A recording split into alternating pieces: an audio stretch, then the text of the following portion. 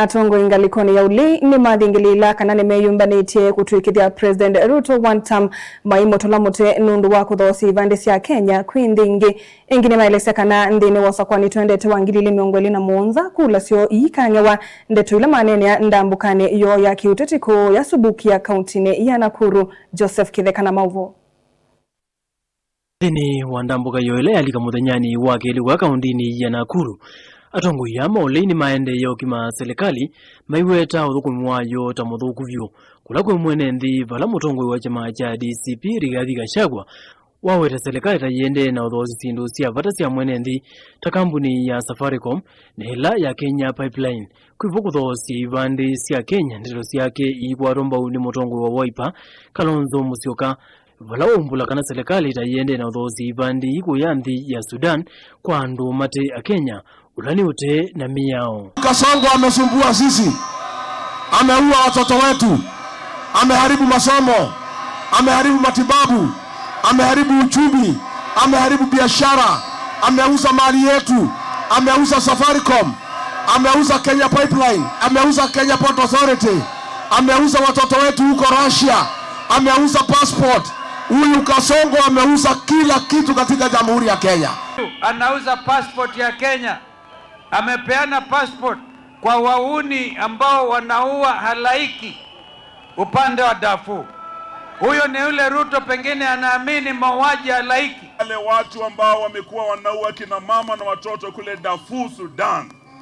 People who have committed a genocide in the Sudan are today bearing the Kenyan passport. The Kenyan passport has been degraded.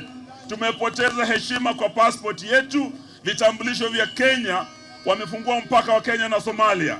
Kavinda ni kauna ke governor wa kaunti ya Trans Nzoia George Natembeya ni wawetakana yitha yi historia kunya musumbi wambe miaka 5 ofisini aiwetakana ni kindu cha usanya kona alimu mayandi kwa kimanyano kwa andu alamena andu me serikalini namo alimu maintenance maileo kwata mianya isu. Kwa sasa walimu wetu 1044 wameandikwa temporary at intern, wanalipwa shilingi 20,000 na wale wengine wanapewa barua na wajumbe wanaenda kwa permanent. Kenya imekuwa taifa la inequality, na sisi ile timu mnatuona hapa ni wale ambao tumejitolea kusema kwamba hata kama wanatuambia haiwezekani kumuondoa rais baada ya miaka 5, tunaenda kuweka historia ya kumuondoa Ruto baada ya miaka 5. Nake mumbunge wa Kathiani Robert Mbui ulana ake atenda ndongo ini wa motavia President Ruto kana sabali yake ila kwasietwa Kenya nthi ya Singapore ikathela sogoi senator wa Murang'a Joe Nyuto aiwete kana raundi kula sio yesa uthika. Ile akili tunatumia ndio wa Kenya wanatumia, akili ambayo inatuonyesha 2027 kwa historia ya kwanza Kenya hii rais atakuwa ameserve 1.